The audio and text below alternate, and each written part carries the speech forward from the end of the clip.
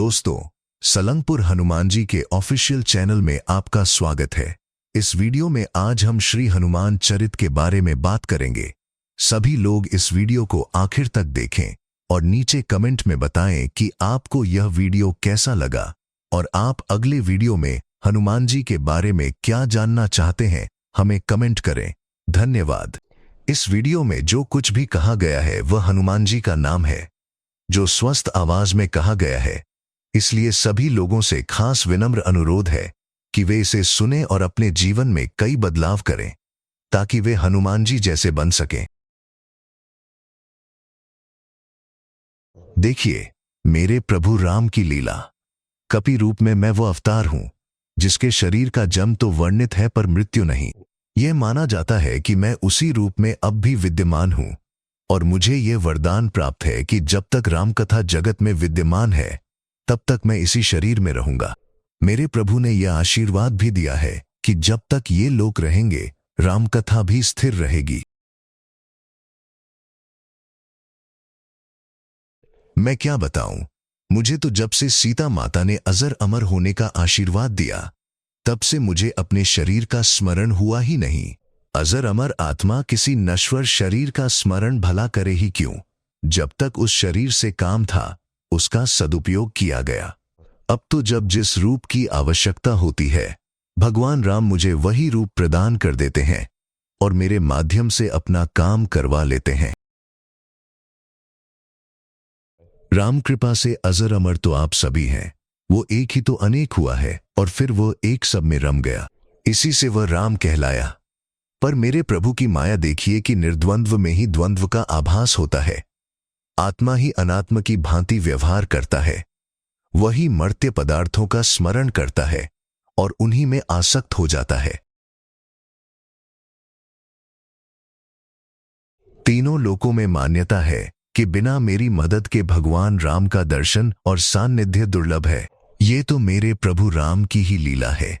मुझे तो उनके प्रेमी भक्तों की मदद करने में प्रभु की सेवा जितना ही सुख मिलता है। यदि प्रभु की ऐसी ही इच्छा है कि मैं उनके प्रिय भक्तों की सेवा करूं, तो मेरे लिए इससे अधिक सौभाग्य की बात क्या हो सकती है।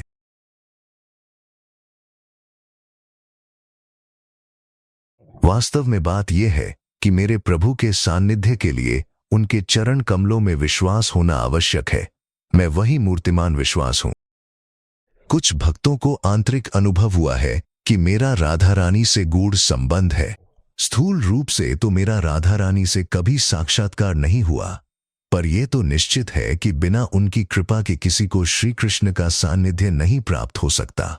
मेरे प्रभु ने कुछ ऐसी लीला रची है कि बिना मेरी मदद के भगवान राम का सान्निध्य भी दुर्लभ है। बस यही हम दोनों का संबंध है, ये सेवा हम दोनों ही करते हैं।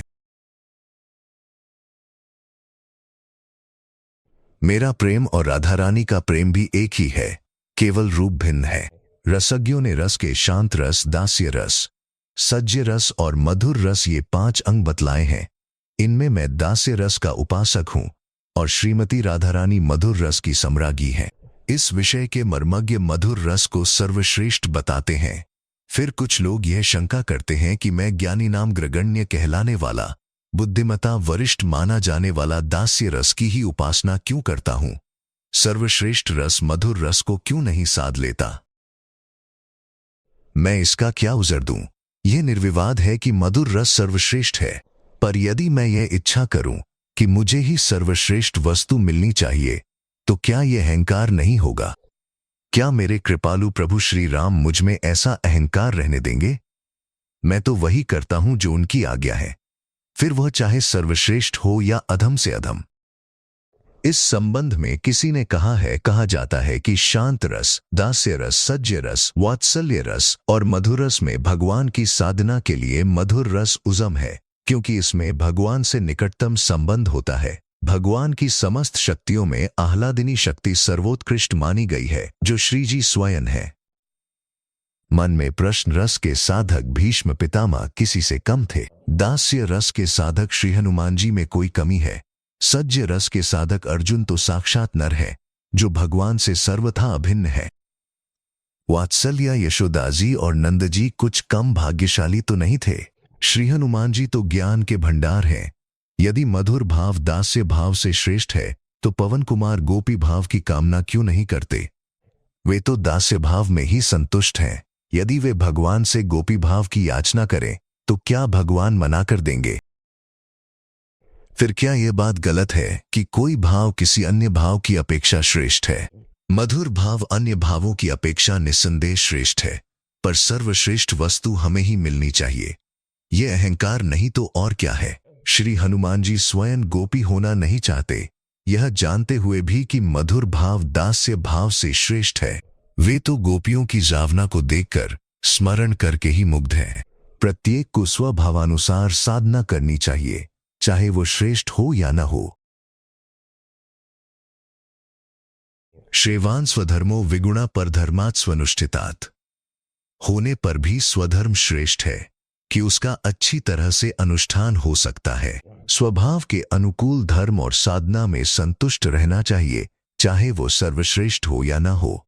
यदि सभी सर्वश्रेष्ठ वस्तु का आग्रह करें जो प्रकृति ने बनाई है, उन्हें कौन ग्रहण करेगा? सच तो यह है कि एक बार भगवान श्री राम ने प्रेमवश मुझसे कहा भी था, हनुमान, ये क्या तुम दिन रात मेरी सेवा करते रहते हो? तुम तो जानते हो कि मैं भी ब्रह्म हूं और तुम भी, फिर तजर्बे मेरी सेवा करने की क्या आवश्यकता है? मैंने हाथ जोड़कर निवेदन किया, प्रभु क्यों मेरी परीक्षा ले रहे हैं? या आज आपको कुछ विनोद सूझा है?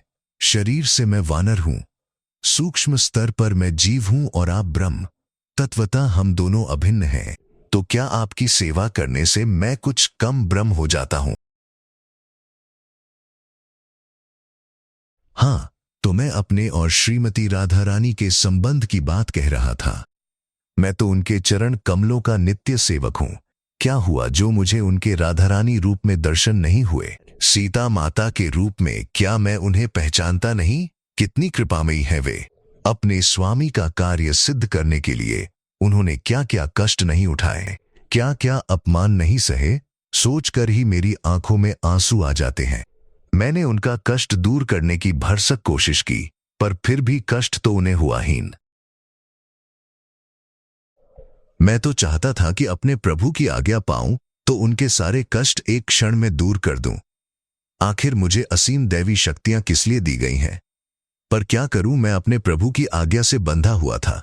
उनकी लीला तो उनकी ही लीला है और मेरा कार्य है उसमें सहयोग देना। श्री हनुमान चरित्र यह वीडियो देखकर आपको कैसा लगा नीचे कमेंट में बताएं। और आप अगले वीडियो में हनुमान जी के बारे में क्या जानना चाहते हैं? और कृपया हमारे चैनल को लाइक, सब्सक्राइब और शेयर करें। जय कष्टभंजन देव।